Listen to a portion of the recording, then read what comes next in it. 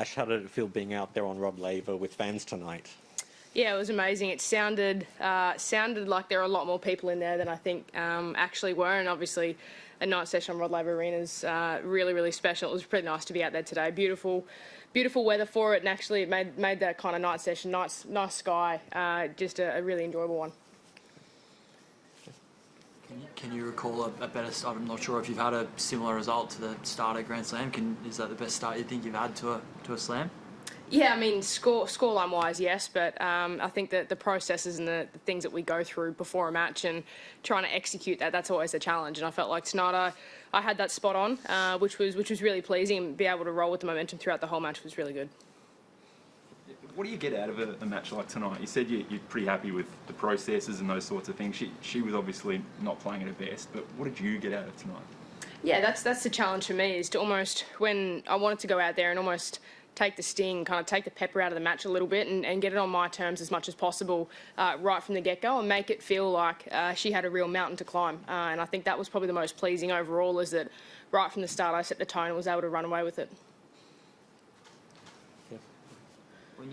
When I don't think you lost a point in the first 4 games or so, are you thinking I should take a year off more often? I should do this more often, take a year off? No, I've had a couple of cracks at that, but I certainly enjoy the year on more being able to challenge myself every day, that's for sure. Are you surprising yourself just how well you are playing, Ash? Obviously, won the title last week, and the final, Alicia Molik felt like that's the best she's seen you for a long time, and better than leading into last year's Open. Are you surprising yourself? Yes and no. I know that deep down my team and I have done the work. We've earned the right to play at this level, and I think there's always a little bit of the unknown at the start of a season, particularly after such a long break, of what that level might be, knowing that there's every chance that it's not going to be exactly where we want it straight away, but that's the challenge, is coming out here every day and trying to bring my best stuff on that given day. And I think knowing that we've done the work during pre-season, done the work over the years, I feel comfortable in my own skin to go out there and find a way, whether the tennis is great or it's not. I know I've got other weapons that I can go to, not just hitting a tennis ball. Craig? Ash, can you remember the last time you had a double bagel, or if you have? Yeah, Fed Cup final, 2019. Yeah, that was a cracker. Tonight wasn't a cracker? No, it was good, just different.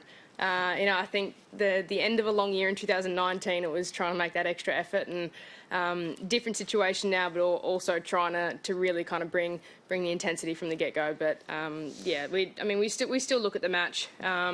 We still chat about the match and work on the little things that we always do, regardless of it's a win or a loss or what the scoreline is. So that's that's the good thing, is we still come back to work tomorrow and we go again. Where can you get better? What's the things you're noticing in your game, even though you are playing so well? What's the next step? What do you still need to be doing?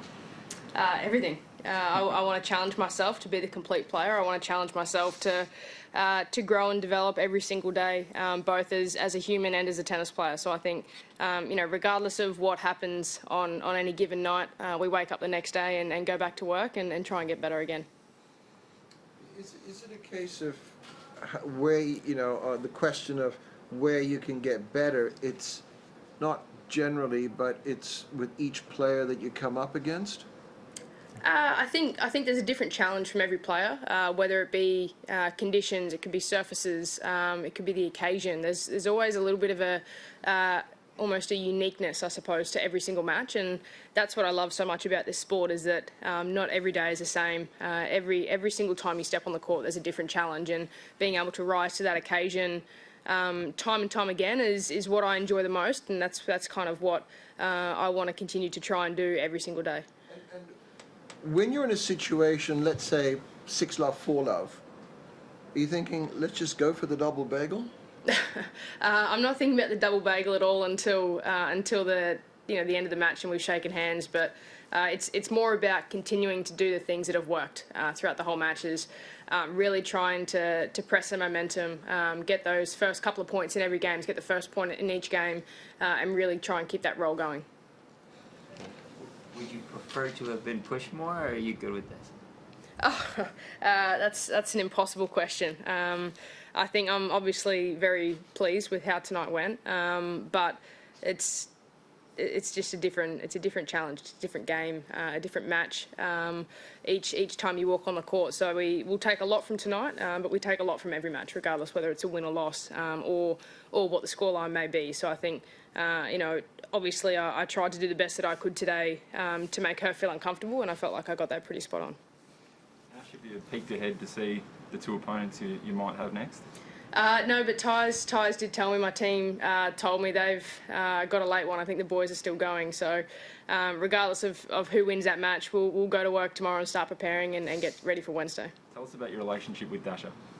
Obviously, Dasha and I, we've been Fed Cup teammates for a long time now, so I think we know each other well. Ty's obviously coached Dasha for a couple of years, and we spend a lot of time together, so it'll be a challenge if she gets through. I'll enjoy it. I always enjoy testing myself against other Aussies, so if she does get through, it'll be a ripper. Anything else in the room? Thank you. The only thing I'd ask you, actually, do you keep an eye on the Osakas, the other top players, the Serenas, to see what sort of form they're in during a Grand Slam? Do you watch much tennis while you're playing a Grand Slam? Sometimes it's on in the background, but typically not a lot. Nothing that I can do from the couch is going to change how they play. I have zero control of how they hit the tennis ball, so it's you can watch a little bit, but it's not really my thing.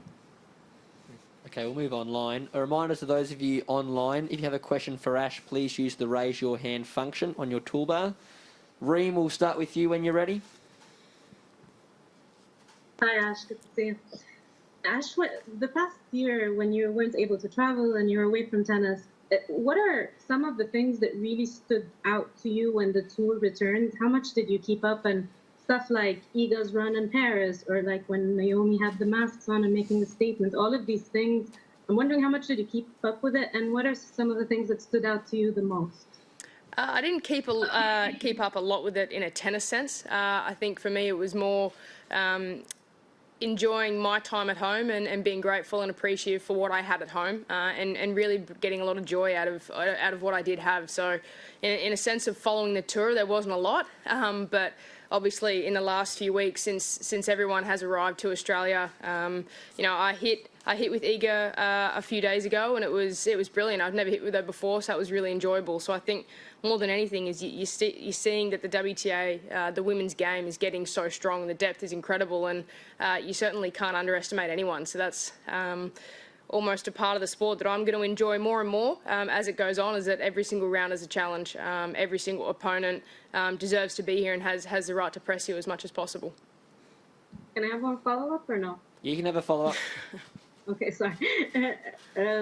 Just on the back of that, looking forward, what are some of the things that you maybe heard from the players that are the trickiest to deal with while competing in a pandemic? Because I know in Melbourne, yes, of course, there are certain things you're taking care of, but in general, the rest of the world is in a different state, and there are tournaments where there's going to be very strict protocols and things like that. Have any of the players spoken to you, or just in general for you, have you kept up a bit on what would be the tricky part for you to compete in these conditions?